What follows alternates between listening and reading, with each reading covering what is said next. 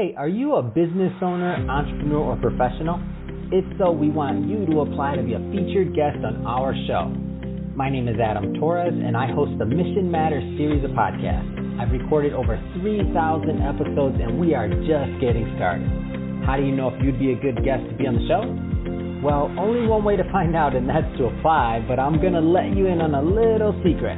We want guests that have a story to tell, guests with a brand, a product, or a service that can benefit my audience of listeners. If this sounds like you, go to missionmatters.com and click on Be Our Guest to apply. I'd love to talk to you and get to know more about your story. Again, head on over to missionmatters.com and click on Be Our Guest to apply. All right, now let's get into the show. Hey, I'd like to welcome you to another episode of the Mission Matters Innovation Podcast, your source for all things innovation. My name is Adam Torres. You can follow me on Instagram at AskAdamTorres. Keep up with my book releases, book tour schedule, signings, all that other good stuff. Always love to connect with you there. And as always, if you'd like to apply to become a co-author of one of my upcoming books, just head on over to the website, missionmatters.com, and click on Become an Author to apply. All right, today I have Steve Jungmann on the line, and he's the managing director over at Somerset & Church. Steve, welcome to the show. Thanks for having me, Adam. All right, so I'm excited to get into today's topic. We're going to talk about improving experiences with digital health tools. Why don't they work like all of our other tools? There's so much potential there, and I'm excited for you to tell us how we can get more out of them. But before we do that, let's just start with an overview of what you're doing over at Somerset & Church, please. Right. Well, we're a team of experienced product people, product designers, and developers, and we focus on the design and the launch of health tech platforms, which is a very sort of techy, nerdy phrase, but for the mobile and for web. But really what that is just the tools that we use as patients and as physicians and healthcare professionals in order to do our job better, or on the patient side to get better. And so our focus is really to focus on the experience of the patient, and even for the physician, all the users of this platform, to make it delightful rather than a chore. So we have found that technology is amazing, and the advances in technology are amazing. So we really don't have a challenge with having the right tech tools to execute what we want to do, but really what we're addressing is the design challenge, the design experience of being a patient or being a physician or being a nurse or anyone involved in the healthcare profession, and really raising the design experience for all of these people, because first, we're humans, and second, we are the roles that we are in our professional and personal lives. That's awesome. And at the end of this, I'm going to give you the opportunity to leave your website or social, or, so people can connect with you. But I wanted to make sure that the right types of individuals and organizations connect. So what's typically a good fit to work with you and your team? We are very much working with early stage companies. So the ones that are aware of their limitations in understanding product.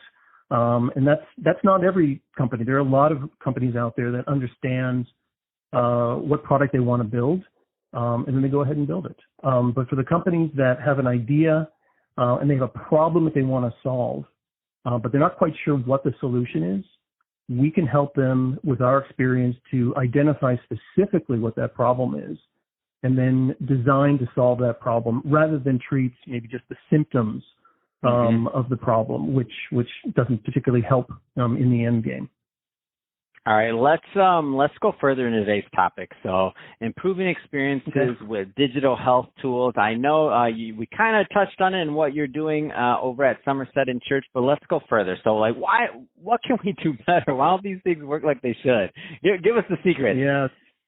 Yeah, the secret. Yeah, well, hopefully, in these few minutes, I'm going to reveal it all. Well, I started my career on the West Coast at Apple when I was a younger man, and that experience was like boot camp for understanding the customer. I mean, I was in product roles, project roles, program roles, development roles, and everybody at that company, and they probably still do, holds each one of them accountable for the user experience.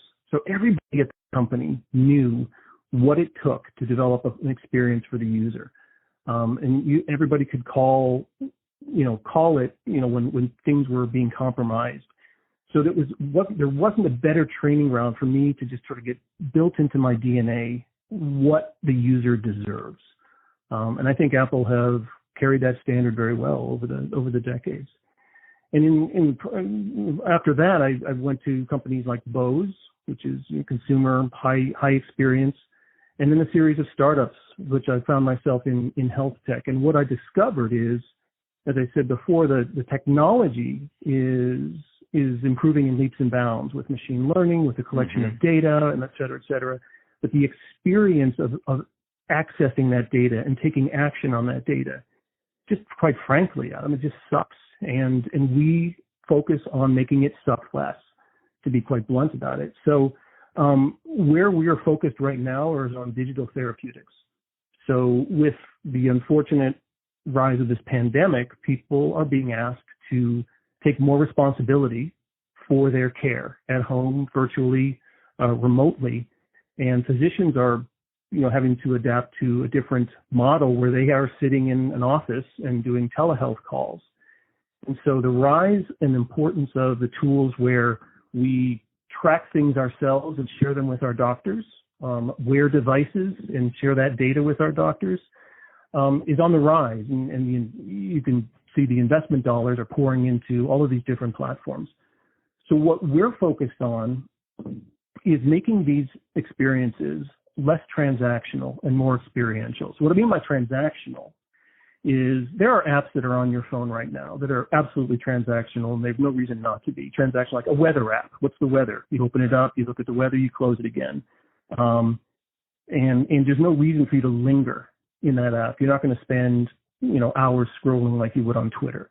But similarly, in healthcare, there are experiences that are just so below threshold that they are even hardly even transact with them. And I look, for example, as we're all experienced with the portals that we communicate with our doctors.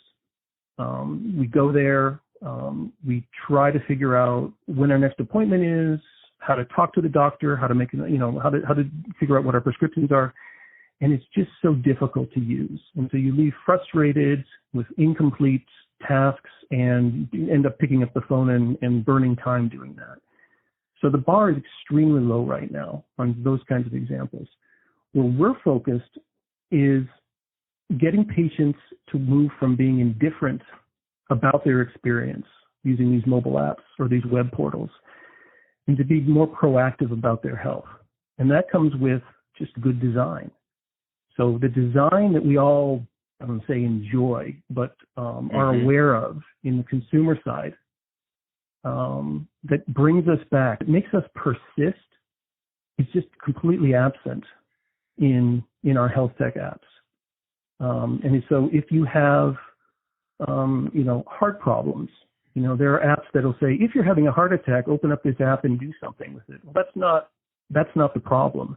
The problem is recognizing when you're about to have a heart attack, or you're about to have a panic attack, or you're about to have some incident. And that's where the technology can really, really shine. But there just aren't experiences on top of those data to help you, figure out how to take care of yourself proactively. And the second thing I would say is, I had an experience when I was at a startup about 5 years ago. We were making a wearable. It was tracking blood pressure at the wrist. It was a really nice watch. And we did some user discovery. And what stunned me from those discussions was that people who had had heart attacks, we're talking to them, and they had heart attacks in the last few months. When we asked them, would you wear this device? It would tell you of an impending heart attack. And overwhelmingly, they would say, only if my doctor told me to. Only if my doctor told me to. There wasn't any sort of proactive, absolutely, yeah, this will save my life, or they were so indifferent. Because the experiences that they have had up to this point are, this is a chore. This is work. I'm never going to open up this app. I'm never going to look at this watch. I'm never going to do the minor things that I need to do to take care of myself. And that's just what drives us at Somerset and Church. We're going to make it better. We're going to make this delightful, usable, make you persist, just help you take care of yourself. Man, that's awesome. And so, Steve, if somebody's listening to this and they want more information on Somerset and Church. They want to learn more about the design and the agency function of it, and they want to continue the conversation. I mean, because there's a lot to be said for what you're talking about. I mean, what's the best way for them to follow up and to connect with you and your team and your brand? Absolutely. So you can reach me just at my email, which is steve@somersetandchurch.com. I'm on Twitter at Product Guy Steve. I just love the science and the art of product management and product definition. And then find us on the web at somersetandchurch.com and see what we're all about. And what's that Twitter again? I'm looking for you right now because I'm going to follow you, Steve, and I want everybody else to go look and follow Steve too, because he's got. I want to know what's going on with these wearables in the future in design, because this is what I say, Steve. All the time I tell people this. I'm like, as healthcare, as all these products get better and better, like the further along we are in terms of aging, we're all going to need this stuff at some point, and depending on where you're at in your life cycle right now, maybe you need it right now. So what's that Twitter again, Steve? Because I need to follow you because I want to stay updated. Amen. Thank you. Twitter is Product Guy Steve. All one word. So let's see. Product. I'm looking, I'm typing at Product Guy Steve. There it is, Steve the Product Guy. Oh, but it's at Product Guy Steve. I just gave you a follow. Everybody else, go check that out too, at Product Guy Steve. I look forward to following you there and learning more from you and keeping up to date. And to the audience, as always, thank you for tuning in. Hope you got a lot of value out of this. If you did, don't forget to subscribe to the podcast, leave a review on the Apple iTunes Store. And if you're watching this on our YouTube channel, Mission Matters Innovation, definitely give us a subscribe there, but also leave us some comments in the video. Love to know what kind of projects and things that you're working on. And Steve, thanks again for coming on the show. Thank you, Adam.